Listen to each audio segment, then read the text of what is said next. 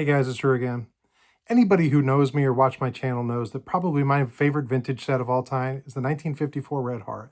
But there is a close second and probably third if I'm honest. And I wanted to take some time today to show you one of my favorite sets that I haven't talked about much, but I just really wanted to show it off in the way that I look at it when I sit down and start looking through it. You want to see which one I'm talking about? Let's check it out.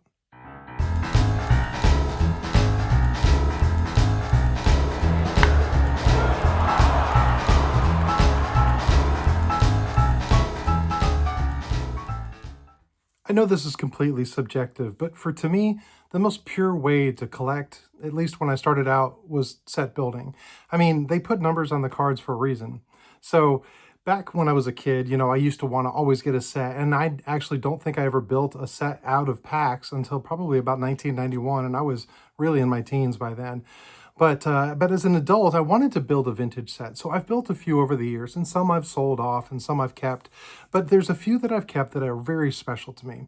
And one of the ones I want to go over today, and that's the 1953 Bowman set. Now, when it comes to this set, I've always hesitated to talk about it or do a video on it. Honestly, it's because my good friend Alex at Bowman 53, well, there's no way I can add anything to make it better than he already has. I mean, he put a beautiful set together, and not only did he put a beautiful example of a set together, the way he displayed it, told the story with his little snippets over a number of videos, absolutely does the justice to the set that deserves.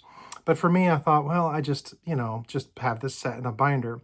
But see, to me, when I sit down and I look at a set, I quietly think, I put some music on, typically very soft, quiet music, and I flip through the binder. And I can look at the binder any number of ways. I mean, I can look at it and be like, oh, I love this card or I love that image. But a lot of times I look at what's on this page. I mean, why are these guys paired together? Sometimes they're teammates on the same page. Sometimes they're, rivals. You might have a Brooklyn Dodger and a New York Giant on the same page. What was that like for a little kid as they were laying them out? Sometimes it's a guy who was a manager and his star players on the same page. That happens a couple of times. Maybe it's people that ended up in the Hall of Fame and you've got 2 or even 3 Hall of Famers on one page. Now, as it lays out in my binder, there's 8 cards to a page, and I thought I'd do something fun. What I wanted to do is I just wanted to take the binder and I just wanted to do a slow flip. I'm going to have some quiet music on, just like I would if I was having a little time by myself, looking through my own binder with a little music in the background, just thinking about the cards. Now, as you look at these, don't look at the condition, don't look at the corners, don't look at the centering or the image or the registration or anything like that. Just look at the cards for what they are. They're just pieces of cardboards that are collectible that somehow bring back a bit of nostalgia to us. So as I go through, I want to do that. And understand that there are 4 blanks within my complete set. Actually, there's 3 blanks. One of them is the Mickey Mantle, which is a reprint in my binder because I do have a graded Mickey Mantle. So I'll show that one at the end. But also, I have 3 other ones that are in different parts of my collection. So as I get to those pages, I will put that card in the space where it would have been if it was actually in the binder.